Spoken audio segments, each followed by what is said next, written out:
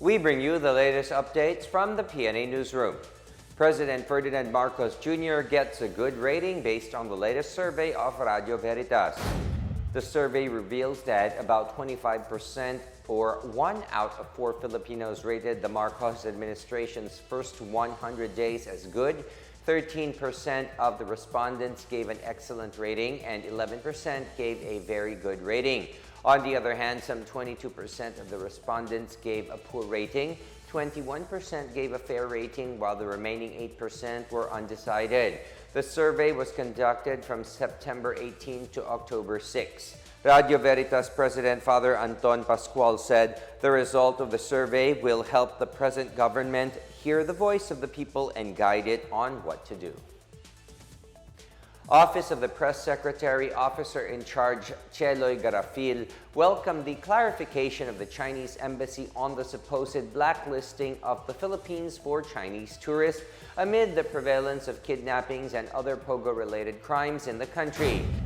Garafil said President Ferdinand Marcos Jr. is closely monitoring all POGO-related crimes and that the government shares the sentiment of the Chinese Embassy that tourism is an important facet of Philippine-China relationship. Last month, the Department of Justice ordered the shutdown of about 175 POGO operations and the deportation of 3,000 overstaying Chinese workers. The PNP Anti-Kidnapping Group also reports 17 POGO-related kidnapping cases, higher than last year's 12 incidents. Chinese Ambassador to the Philippines Wang Shilian earlier assured that China is ready to strengthen cooperation with the Philippines on issues related to POGO.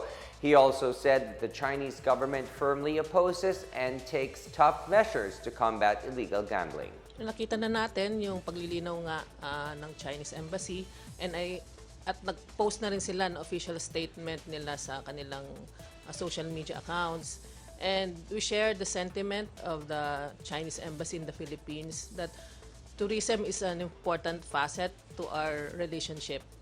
And we look forward to continuing with that relationship as we continuously welcome our friends from China, and we anticipate more of them to come in the months and years ahead. A promise is fulfilled within 100 days of President Ferdinand Marcos Jr.'s term as the current administration's free Wi-Fi program starts to roll. Information and Communications Technology Secretary Ivan Uy, during a briefing in Malacanang, said that about 12,000 residents in Mindanao will benefit from the free Wi-Fi. The DICT has successfully installed free Wi-Fi in Sacol Island, one of the remote islands in Mindanao. With it is part of Zamboanga near Jolo, Sulu Island, and Basilan Island. Uy said providing fast and reliable free internet connectivity in hard-to-reach localities in the country through the broadband ng masa is in line with the directive of the President. Ito po ay fulfillment ng pangako ni President BBM na maiparating sa kanila ang teknolohiya at ang connectivity ng internet. So, a promise fulfilled within 100 days of the President's term. Yung lugar na yan, absolutely walang smart signal, walang globe signal, walang dito signal. But today, meron na silang Viber, meron silang Zoom, meron silang Facebook at may TikTok na. Dati po kasi, they have to take a 200 peso bangka ride from that island to Zamboanga City in order to attend classes or in order to speak to their relatives abroad. Kasi sa Zamboanga City lang may signal para makakonect sila. Uy adds that the broadband ng masa project is prioritizing geographically isolated and disadvantaged areas with a reasonable population. Ito po, we're using combination of generator plus solar. Ngayon, by next year, once na-activate na yung Starlink, at naririto na sa Pilipinas yung operations nila, mas mapapadali po. Dahil instead of building towers, we just have to bring the satellite dishes there. He also said that Elon Musk's Starlink Internet Services Philippines is expected to start servicing remote communities by mid-2023. Executive Secretary Lucas Bersamin defended before the Senate the proposed confidential and intelligence funds of the Office of the President for 2023. During the Senate Finance Committee hearing on the proposed 9.03 billion peso budget of the OP, Bersamin emphasized the need to be flexible to respond to the needs of international and domestic security.